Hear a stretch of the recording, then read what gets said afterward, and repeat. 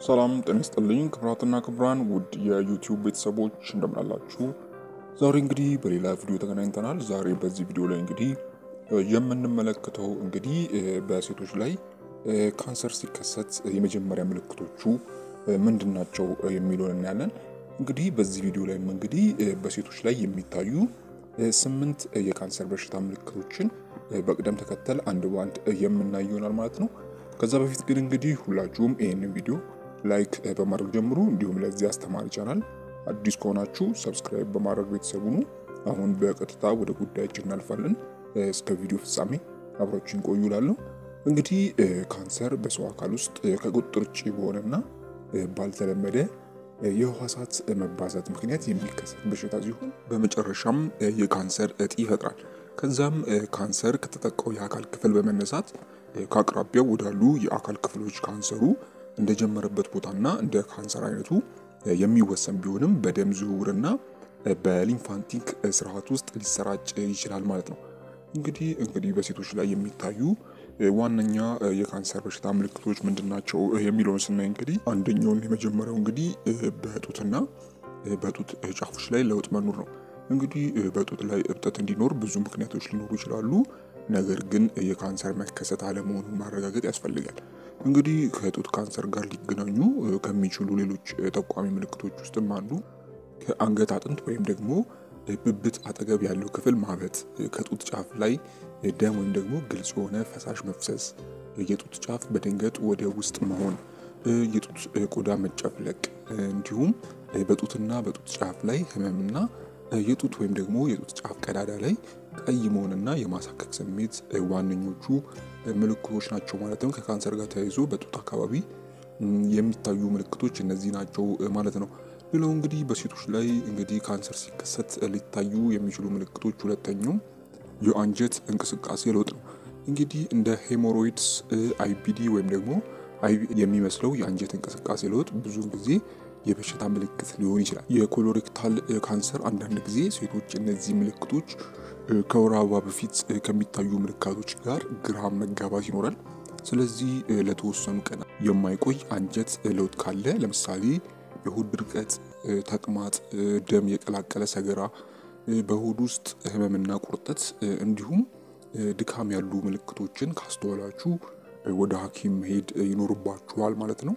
በተለይ እንግዲህ ከ45 ዓመት በላይ ከሆናችሁና አልሰርቲቭ ኮላይቲስ ያለ ስር የሰደደ በሽታ ሲያጋጥም አደገኛ ሊሆን ይችላል ማለት ነው። ወደ ሶስተኛው ስናልፍ እንግዲህ ሶስተኛው የካንሰር በሽታ ምልክት እንግዲህ የማያቋርጥ የጀርባ የሆድ ወይም ደግሞ የዳሌ ህመም ነው።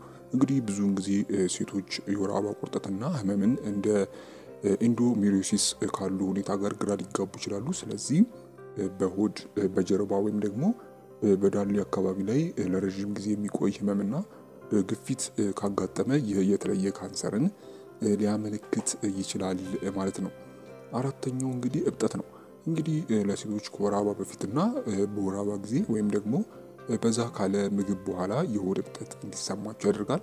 ነገር ግን የሆድ እብጠት ካለ ዶክተር ጋር ሄዳችሁ ትክክለኛውን ውጤት ማወቅ ይኖርባችኋል ማለት ነው። ምክንያቱም እብጠት የማህፀን ካንሰር ምልክት ሊሆን ስለሚችል ነው። ወደ ሌላኛውና ወደ አምስተኛው ስናልፍ እንግዲህ አምስተኛው የሽንት ቧንቧ ኢንፌክሽን በቀላሉ በፊኛ ልምምዶች ላይ ለውጦችን ሊያደርግ ይችላል። ነገር ግን በሽታው ለረጅም ጊዜ ካልታወቀ በተለይም እንግዲህ በሽንት ውስጥ ደም ካለ ወደ ሌሎች ችግሮች ሊያመራ ይችላል። ይህም እንግዲህ የሽንት መለዋወጥ፣ የኩላሊት ወይም ደግሞ የፊኛ ካንሰርን የሚጠቁሙ ናቸው። በተለይም እንግዲህ በፊኛ ላይ ድንገተኛና የማያቋርጥ ግፊት፣ በሽንት ጊዜ ህመምና ወይም ደግሞ የማቃጠል ስሜት፣ ብዙውን ጊዜ የመሽናት ፍላጎት፣ ድንገተኛ የሽንት ፍላጎት ከኩላሊትና ከፊኛ ካንሰር ጋር የተገናኙ ሊሆኑ ይችላሉ ማለት ነው። ስለዚህ አምስተኛው ምልክት እንግዲህ የሽንት መለዋወጥ ወይም ደግሞ የሽንት መለወጥ ነው። ስለዚህ ይሄኛው ሌላኛው ነው ማለት ነው። ወደ ሌላኛውና ወደ ስድስተኛው ስናልፍ እንግዲህ ስድስተኛው የወር አበባ ያልሆነ የደም መፍሰስ ነው። እንግዲህ ከወር አበባ ቀን ውጪ ፈሳሽ ከሽታ ጋር አብሮ የሚመጣ ነጠብጣብ ካለ የማህፀን ጫፍ ወይም ደግሞ የሴት ብልት ካንሰር ሊያመለክት ይችላል። ስለዚህ ዶክተርን ማማከር አስፈላጊ ነው ማለት ነው። የመጨረሻውና ሰባተኛው እንግዲህ በቆዳ ላይ ለውጦች ወይም ደግሞ በቆዳ ላይ አንዳንድ እንግዳ የሆኑ ነገሮች የሚከሰት ይሆናል ማለት ነው። በተለይም እንግዲህ ሴቶች በካንሰር ሲጠቁ ዋነኛው ሊያዩት ከሚችሉት ምልክቶች ውስጥ እንግዲህ አንዱ በቆዳ ላይ ለውጦች ነው። እንግዲህ ከጡት ካንሰር ቀጥሎ ብዙውን ጊዜ ለሴቶች አሳሳቢ የሆነው ሌላው ካንሰር የቆዳ ካንሰር ነው። ብዙውን ጊዜ ትንሽ ሞለኪል የሚመስለው ነገር ትልቅ ሊሆን ይችላል። እናም እንግዲህ ይሄም የቆዳ ካንሰር ውጤት ነው ማለት ነው። ሌሎች ምልክቶች የማይጠፉ የቁስል ወይም ደግሞ የቆዳ ቦታን ቀይ መሆን ሊያካትቱ ይችላሉ። እንደዚህ አይነት ሁኔታዎች እንግዲህ ችላ ልትሏቸው አይገባም ማለት ነው።